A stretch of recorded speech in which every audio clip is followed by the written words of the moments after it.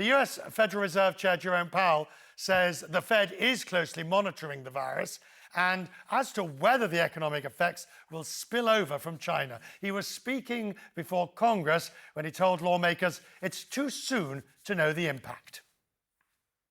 The question for us really is what will be the effects on the U.S. economy? Will they be persistent?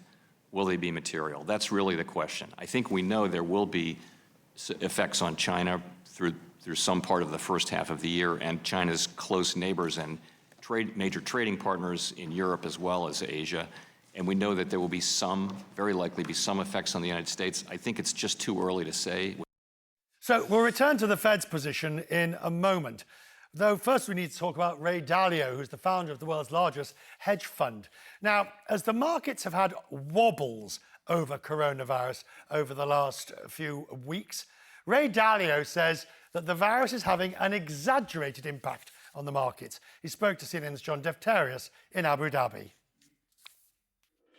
Let's assume that it is like a typical virus rather than something that goes out of control.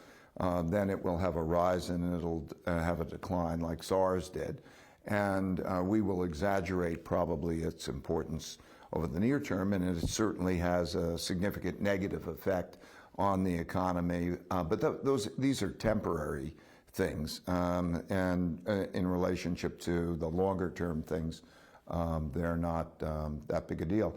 I would say from my contact with the leadership and watching how they're doing things, I think that they understand information flow very well. They have a tremendous ability to understand what is going on and a tremendous bureaucracy in terms of ability to respond. And they are bringing in the World Health Organizations and so on. So there's a capability of dealing with this in a forceful way. So I would say the management of it is also good. So my inclination is that this will probably be something that in a year or two we won't be talking much about. It'll pass like a SARS sort of event did. Interesting you say it, because they come into this crisis with projected growth of 6%, which is the lowest in nearly 30 years after that boom we've seen over the last 3 decades. Are they vulnerable to a shock? And if you get down to 4% growth, what's that mean for China working its way out? I think there are other issues in China that are issues. They can't leverage the economy the way it was. China's at a state where it's not going to be able to grow at the pace that it did before. It's more expensive in relationship to the rest of the world. It's in a position where the economy has been more leveraged up. They're restructuring the debt and so on.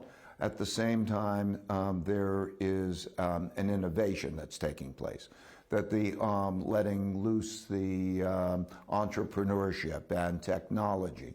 They have a lot of free data. They're fabulous in terms of data with AI. And so you're seeing them become very competitive in the technology industries and a number of other industries.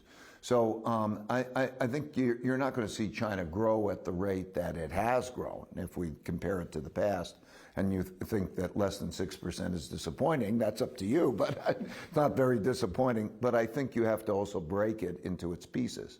And so in terms of any of its innovation, it's a competitor and will become an increasing competitor relative to the United States in the hottest areas, right?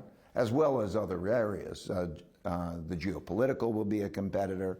The technology will be a competitor.